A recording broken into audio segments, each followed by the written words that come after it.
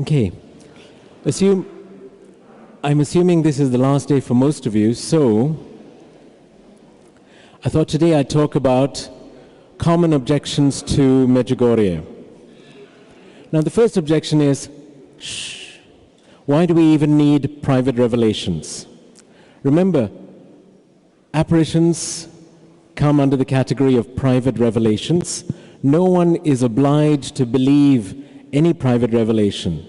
We are obliged to believe what Jesus taught us and left to us through the apostles.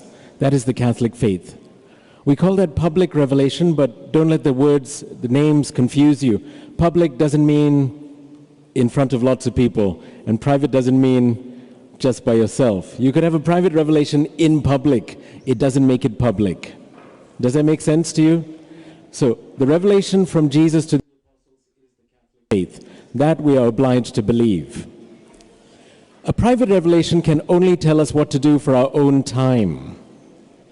So, for example, the revelations to Saint Faustina remind us that this is the time to appeal for mercy, because after that the day of justice is coming.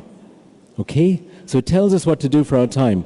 But the fact that Jesus is divine mercy is not something new. We already knew this. So no revelation can teach us anything new. Gentlemen, please remember, no hats. Gentlemen, thank you. Second, people say, well, the church has condemned Medjugorje. Actually, that's not true. The last official judgment was back in 1991, where there are three categories, either approval or rejection, and the bishops of Yugoslavia at the time chose the middle category, saying we leave it undecided for the church to decide at a future date. Then, the third objection. People say, you can't go to an unapproved apparition site. Is this true? Shh. Is this true? In Lourdes, when it was approved by the bishop, he said one of the reasons for his approval was people have not ceased to come here since the first apparition. At Fatima, when the bishop gave approval, he said one of the reasons he approved was people coming, multitudes coming en masse to Fatima from the beginning. So going to an unapproved apparition site is one of the reasons Holy Mother Church then approves it later on. So for someone to say to you, you can't go to somewhere unapproved, makes no sense, right? Then, people say, okay, the apparitions have gone on too long. Fatima, the apparitions continued for 88 years to Sister Lucia. Los in France, 54 years, daily apparitions, 54 years. If you look at approved apparitions, also then they say that the approval is too slow in coming. Champion, Wisconsin took 151 years to be approved. The biggest record holder is Los in France, 344 years. The average period for approval is 59 years. Okay? So when you say apparition still not approved, well, we're still way below average. And it could be hundreds of years. Then, people say, what if the apparitions are false?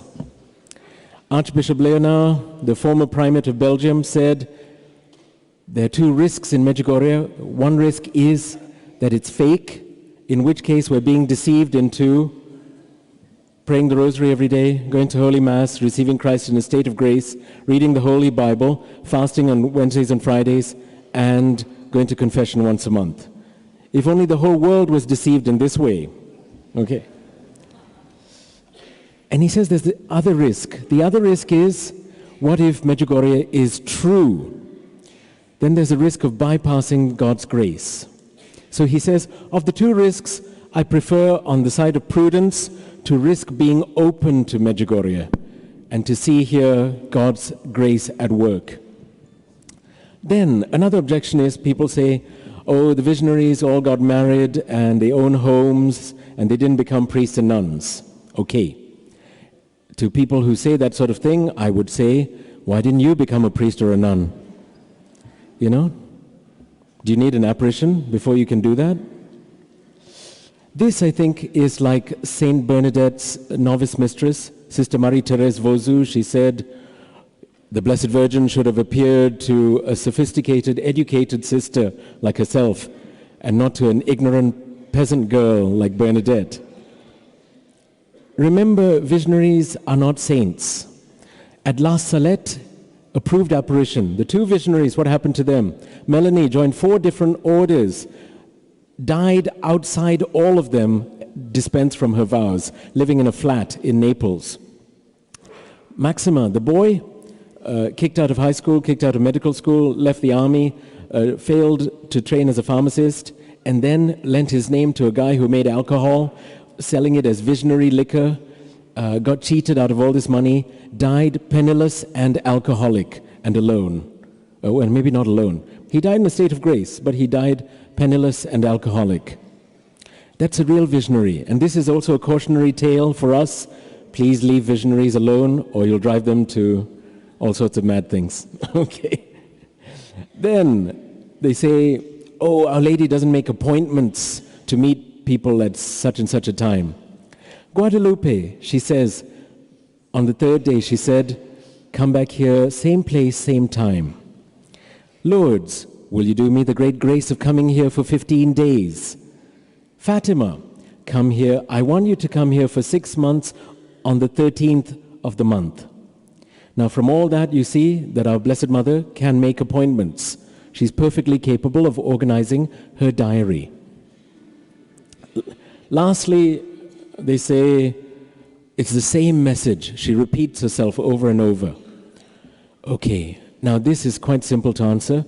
All the mothers here, how many times do you tell your children to come down for dinner or to put their toys away or clean up after themselves? If you repeat yourself, you're obviously a fake mother, according to this logic. No, if you repeat yourself, it means your children are stubborn or they're not listening or they're bad children. If Our Lady repeats herself, the same must be true of us. In the name of the Father, and of the Son, and of the Holy Spirit.